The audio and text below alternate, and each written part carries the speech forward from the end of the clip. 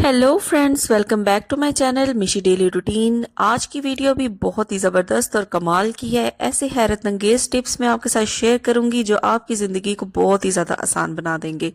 तो चलिए स्टार्ट करते हैं आज की इस ज़बरदस्त से वीडियो को।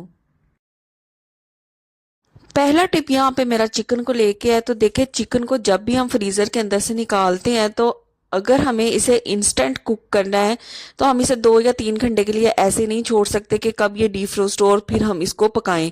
तो यहाँ पे एक छोटा सा टिप मैं आपको बताऊंगी जो आपने फॉलो करना है, तो चिकन बड़ी आसानी से और बड़ी जल्दी खुल जाएगा। यहाँ पे जी पानी के अंदर चिकन को डिप कर देना है और उसके अंदर तकरीबन 2 चम्मच बड़े ना भर के नमक के डाल देने हैं। साथ ही इसके अंदर ना सिरका डालना है, सफ़ेद सिरका जो हमारे घरों में हम यूज़ करते हैं, सिंपल उसी का इस्तेमाल करना है। और तकरीबन 2 इसके जो कैप्स है ना भर के मैं सफ़ेद सिरके के इसके अंदर डाल दूंगी।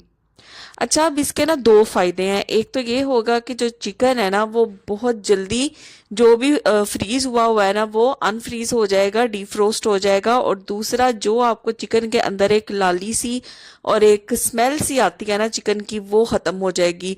तो यहाँ पे तकरीबन 1 घंटे के लिए ना मैं इसको ऐसे ही छोड़ूंगी और 1 घंटे के अंदर, बल्कि इससे भी कम टाइम के अंदर, सारा जो चिकन है वो देखें आपके सामने खुल गया। और खुलने के साथ साथ आपने पानी की कंडीशन भी देखी होगी कि किस तरह पानी जो है वो लाल हुआ है। तो जितना भी ब्लड होता है चिकन के अंदर जो रह जाता है बाकी वॉश करने के बाद भी, वो सारे का सारा निकल जाता है। और चिकन के अंदर से एक जो पर्टिकुलर किस्म की या खास किस्म की एक स्मेल आ रही होती है ना, वो भी सिरके और नमक के अंदर डिप करने से खत्म हो जाएगी। तो 1 या 2 दफा इसको ना पानी से अच्छे तरीके से वॉश कर लेना है। तो जब मैं इसको वॉश करूंगी ना तो मैं इसकी बोटियां भी आपको दिखाऊंगी। जो पहले एक लाली नजर आ रही थी ना चिकन के अंदर, वो मुकम्मल तौर पे खत्म हो जाएगी।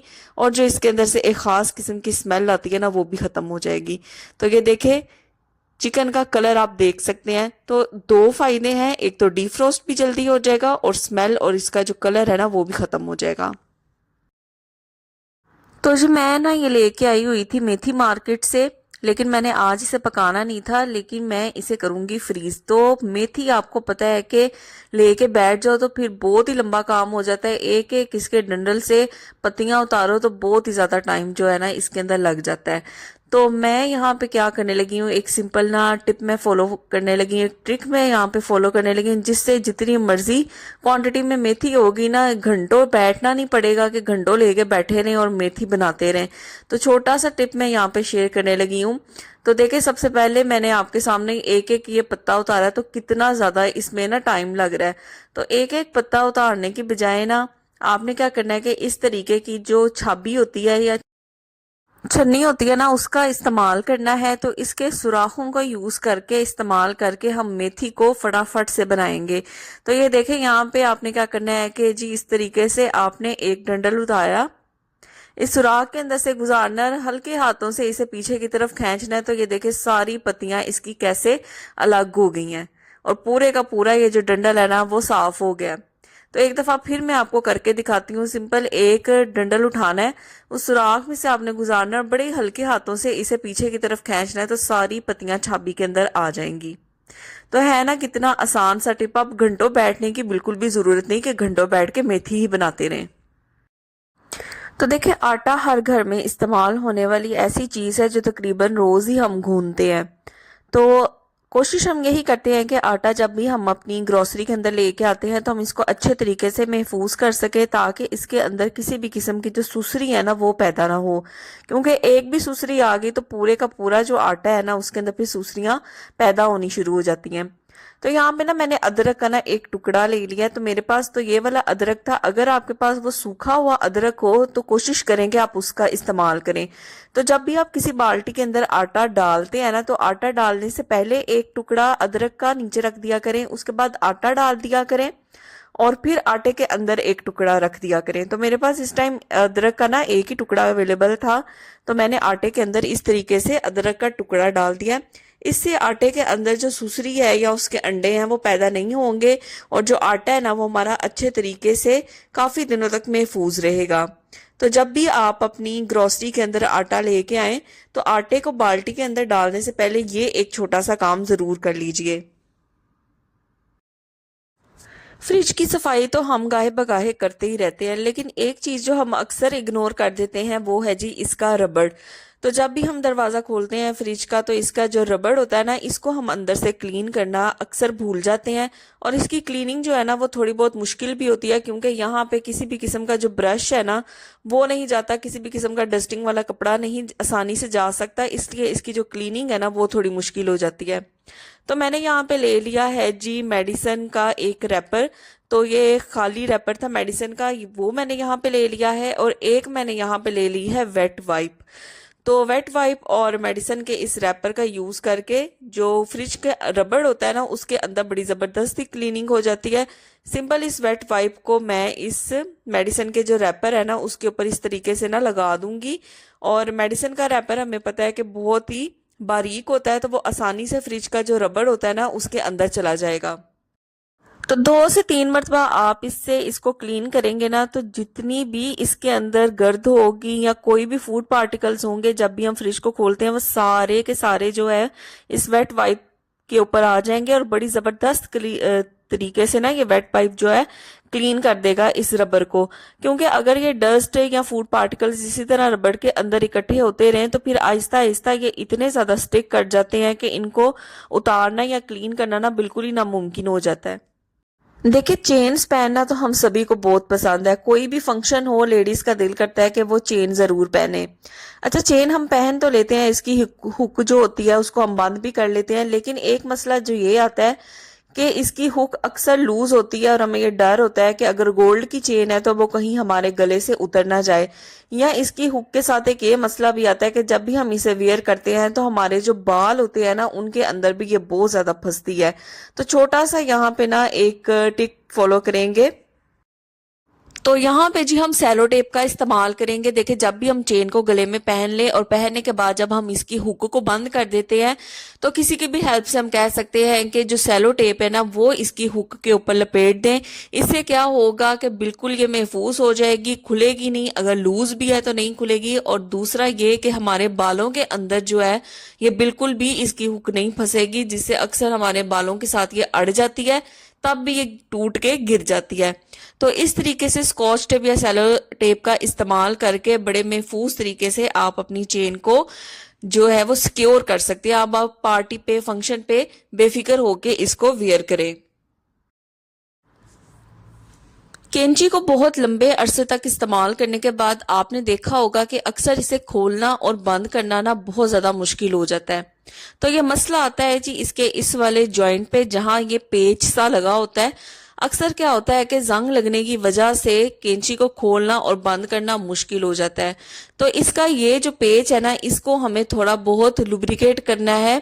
तो यहाँ पे मैं यूज कर रही हूँ सरसों के तेल का। आप चाहें तो यहाँ पे कोई सा भी कुकिंग ऑयल भी इस्तेमाल कर सकते हैं, या अगर आपके पास कोई और तेल है तो उसका भी इस्तेमाल कर सकते हैं। तो सिंपल मैं क्या करूंगी, इसका ये जो पेच है ना, वहां पे मैं एक कतरा सरसों के तेल का डाल दूंगी। और सरसों का तेल डालने के बाद जी इसको, कैंची को 2 से 3 मरतबा मैं खोलूंगी, बंद करूंगी, ताकि जो सरसों का तेल है वो अंदर तक इसके पेच के चले जाए, और जितनी भी इसके अंदर एक रुकावट आ रही थी वो खत्म हो जाए इस तेल को डालने के बाद। तो 2 से 3 मरतबा इसको मैं इस तरीके से चला लूंगी, तो सारा जो तेल है वो इसके पेज के अंदर तक चला जाएगा, जिससे कैंची जो है उसको खोलना और बंद करना आसान हो जाएगा। जो भी जंग की वजह से मसला आ रहा था, वो आना जो है वो खत्म हो जाएगा, बिल्कुल भी बंद हो जाएगा। तो चलिए जी, बात कर लेते हैं कुछ कांच के बर्तनों को लेके। हम सभी के घरों में कांच के बर्तन होते हैं, चाहे वो ग्लास हैं, कप हैं, प्लेटें हैं, प्यालियां हैं, या इस तरीके के बाउल हैं। आपने देखा होगा कि मुसलसल इस्तेमाल करने के बाद इनकी जो एक शाइन होती है वो खत्म हो जाती है, बिल्कुल भी इनके अंदर चमक नहीं रहती। और ये इतने कॉस्टली होते हैं कि बार बार हम इनको मार्केट से परचेज तो नहीं कर सकते।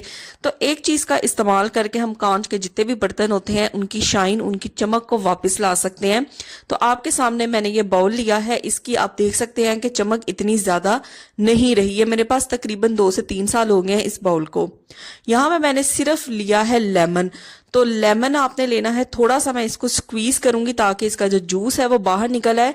अब इस लेमन को पूरे के पूरे बाउल के ऊपर मैं रब करना शुरू कर दूंगी। तो जैसे जैसे मैं इसको रब करती जाऊंगी, जो भी इसके ऊपर एक तो जो पानी के भी दाग धब्बे होते हैं, आपको पता है कि वो भी लग जाते हैं बर्तनों के ऊपर, तो वो भी उतर जाएंगे और जो इनकी जो शाइन है, जो चमक है, वो भी वापस आ जाएगी। तो पूरे के पूरे बॉल के ऊपर मैं इसको इस तरीके से फेरती जाऊंगी, अंदर वाली साइड पे भी और बाहर वाली साइड पे भी। तो 2 से 3 मिनट जस्ट इसको रब करेंगे अच्छे तरीके से, क्योंकि जो लेमन होता है उसके अंदर सिट्रिक एसिड होता है, और सिट्रिक एसिड जो होता है उसके अंदर ये प्रॉपर्टीज होती हैं, वो किसी भी चीज की चमक या शाइन को वापस ला सकती हैं। तो उसके बाद हाथों से मैं हल्का हल्का पूरे बॉल को रब कर दूंगी ताकि जितना भी इसका इफेक्ट है, इसका असर है, वो अच्छी तरह बॉल को क्लीन कर दे। तो 2 से 3 मिनट के लिए रब करने के बाद मैंने बोल को अच्छे तरीके से टैप वाटर से वॉश कर लिया है। और जैसे जैसे मैं इसको घुमा रही हूँ, आप खुद नोट करते जाएंगे कि इसके अंदर कितनी जबरदस्त शाइन जो है वो आने लग गई है। तो ग्लास के जितने भी बर्तन हैं उनको आप सिर्फ एक नींबू से चमका सकते हैं दोबारा से।